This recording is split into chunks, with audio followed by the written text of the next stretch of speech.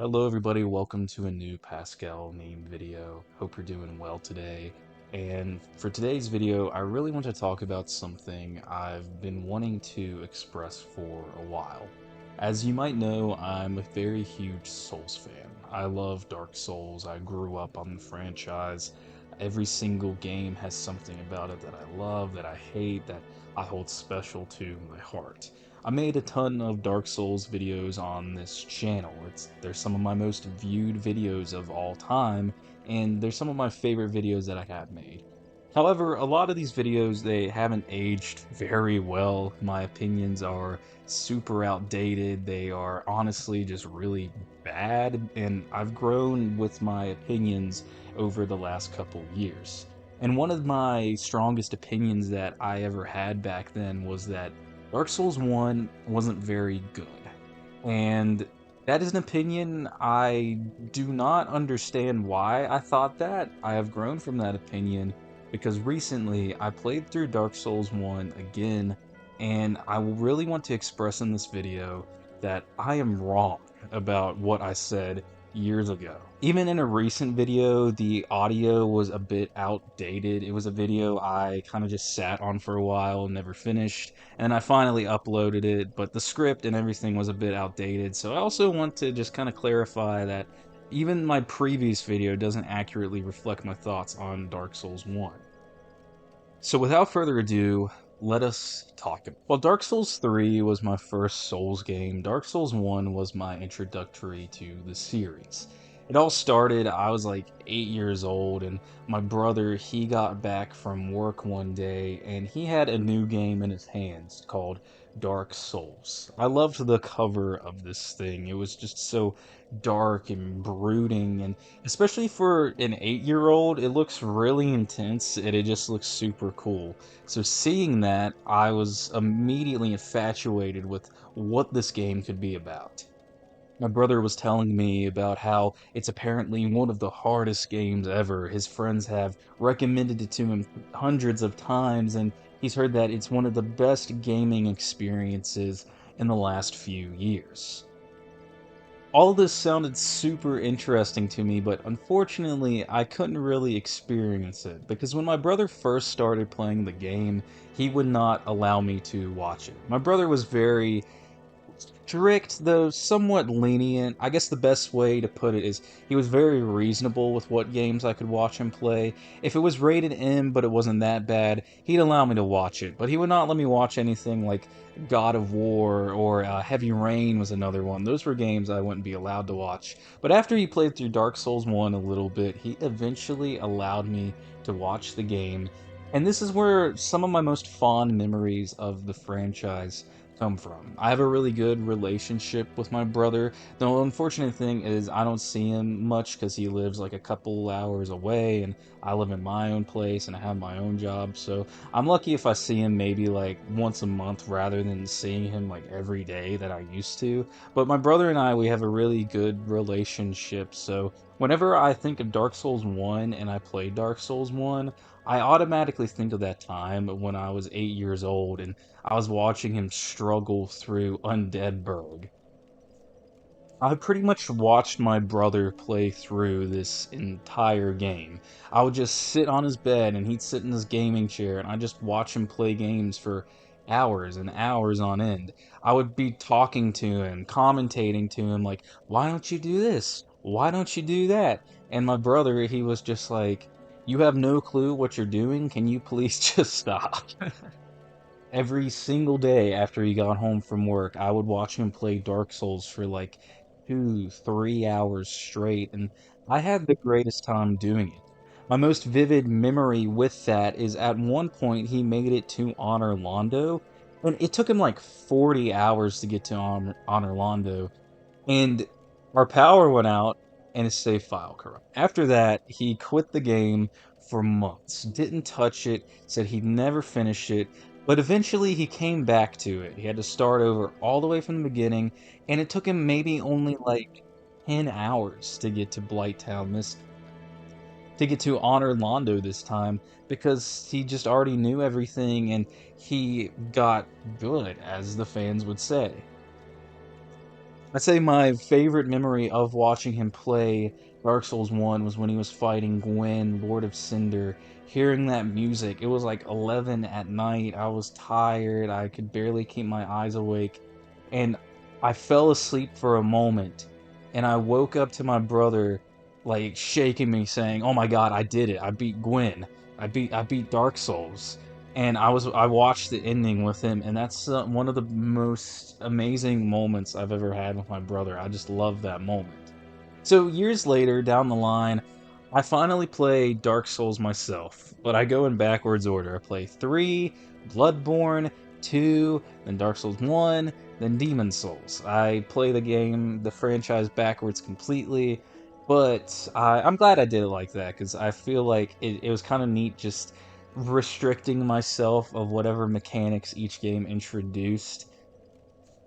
But also, I feel like this is why I felt Dark Souls 1 was the most okay, most outdated, most whatever entry.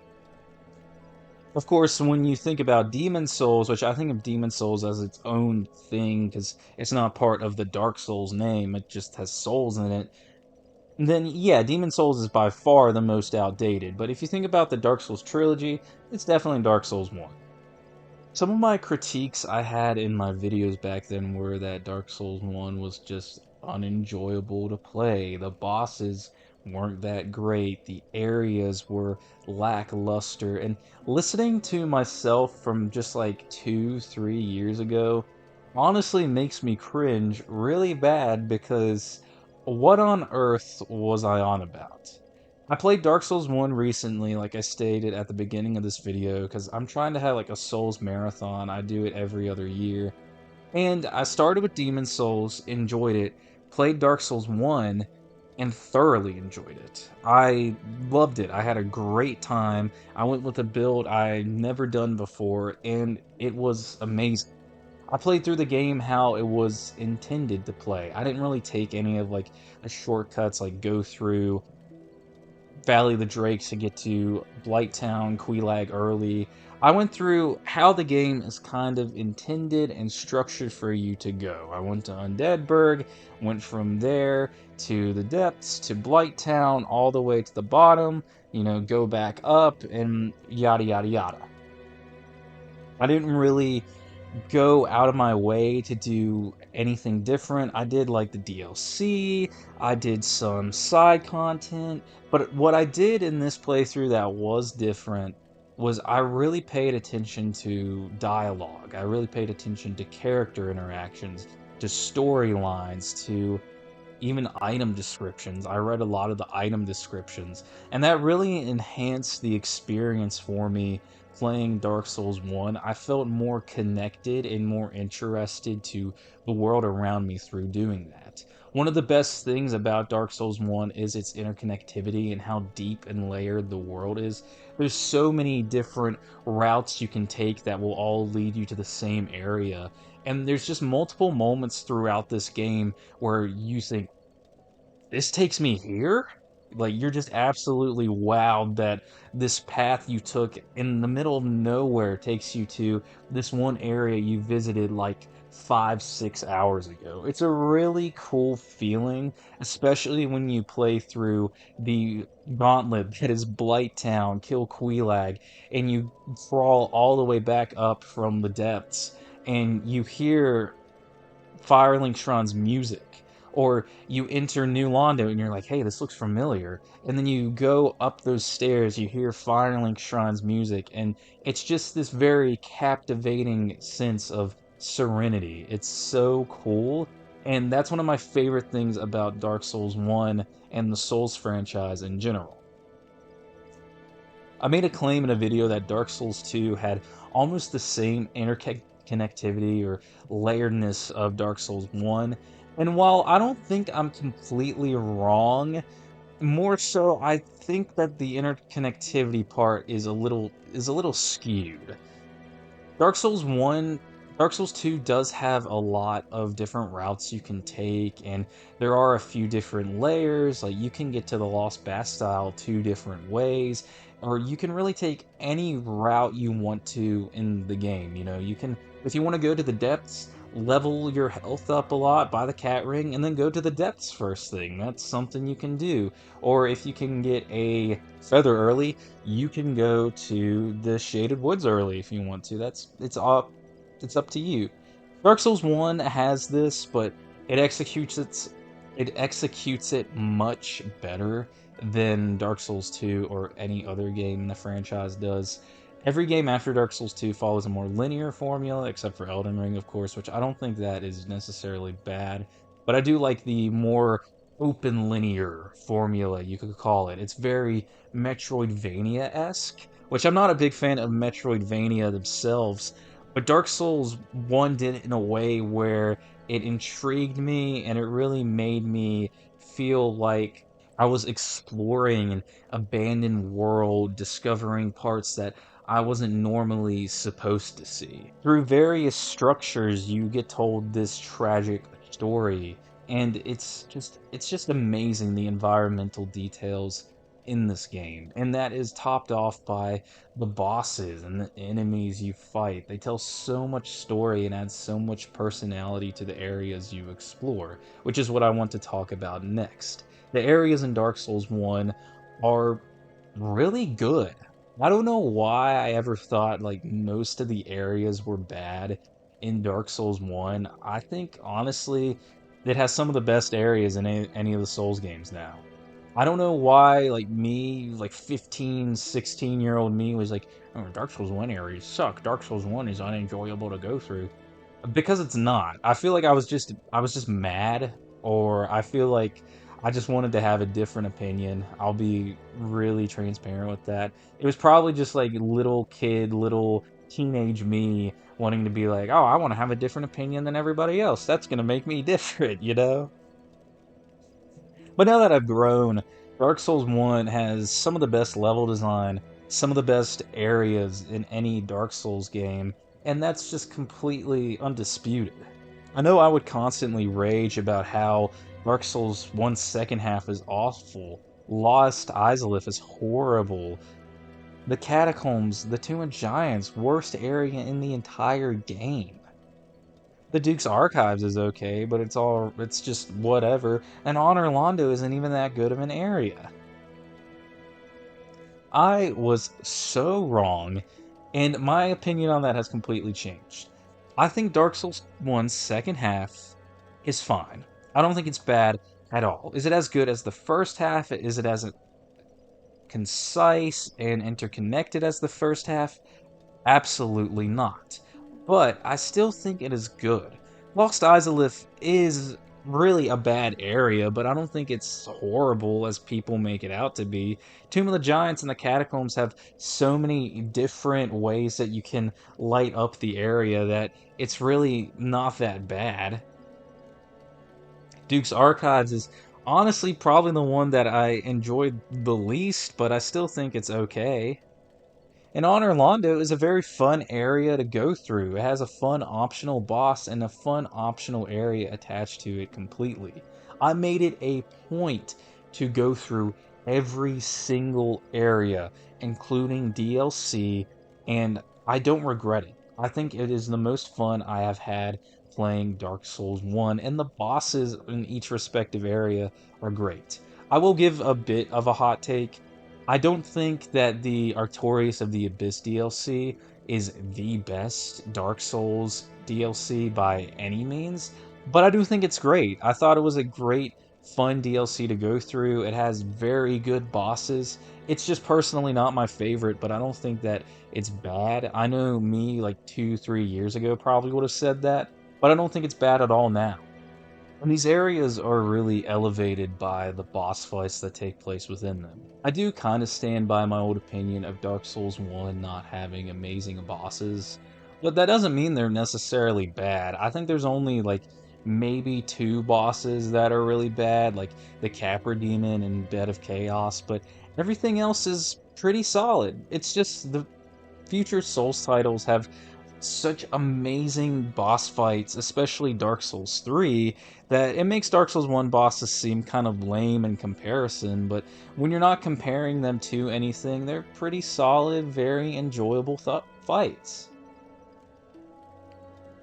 Quelaag is great, Sif is amazing, Gwen is still one of my favorite final bosses in any video game ever, and that makes me want to start on something else. Dark Souls 1's music. It is amazing. I think probably the best soundtrack in any of the Souls games. The best song in any Souls game undoubtedly goes to Majula in Dark Souls 2. I mean, you can't pick anything else. But when we're talking about just pure soundtrack from top to bottom, Dark Souls 1 is the best. It has some of the most tragically beautiful songs I've ever heard, especially Gwen's theme and the Nameless song. It is, without a doubt, one of the best soundtracks ever made, and Sith's theme is amazing, as well as the Moonlight Butterflies theme. I've never heard a song as calming as Firelink's in any video game ever, aside from Majula, of course. And just in general, the vibe Dark Souls 1 has elicits this very deep sadness within me. I don't know if it's the world being somewhat alive yet slowly falling apart, but it elicits this deep feeling of tragedy inside of me. I think it comes from that sense of nostalgia that I have playing this game so young and watching my brother play it. This game is like a memory that I can constantly revisit, but it never feels the same each time I revisit it. I'm trying to chase that same feeling that I had when I first experienced this moment, but each time I try to experience this moment, like it's somewhat similar, but it's off-putting because it isn't exactly how it was to a T. Not to mention, Dark Souls has very heavy messages of depression and losing your grip on the world around you. But it also tries to tell you, like, hey, don't give up this hope. Don't give up your hope. Still stay strong. As long as you keep going, you won't lose. Try not to lose your mind in any possible way because you're doing great. And this is why Dark Souls 1 and Dark Souls as a franchise is so special to me because it really speaks to me in that way. I don't have like horrible depression, but I do get random bouts of really bad depression where I'm not motivated to do anything. I hate my job. I hate my life. I hate what I'm doing. And I'll just kind of have like many existential episodes even though I'm so young, where I'll just be thinking like, what am I doing? What do I want to do? I'm going nowhere, like I'm wasting my time. I kind of spiral, and Dark Souls 1 and the whole franchise really taught me and helped me like push through all that because it reminds me that there is going to be a light at the end of the tunnel and that eventually this hardship that I'm going through, this thing that I'm combating, I've beaten it before. I can surely do it again. It's just it might be a little harder or it might be a little easier this time around. And that is just what Dark Souls and the whole franchise means to me. In this whole video, I'm just wanting to clarify that I was wrong about Dark Souls 1. It's amazing. It is a great Souls title from the first page to the very last. It's amazing. I don't know what I was thinking years ago, and I was just really wanting to get that across to everybody. And I was just really wanting to talk about this game again. So, thank you for watching if you made it this far. Thank you for watching if you skipped through some of it. I just appreciate it either way. Goodbye.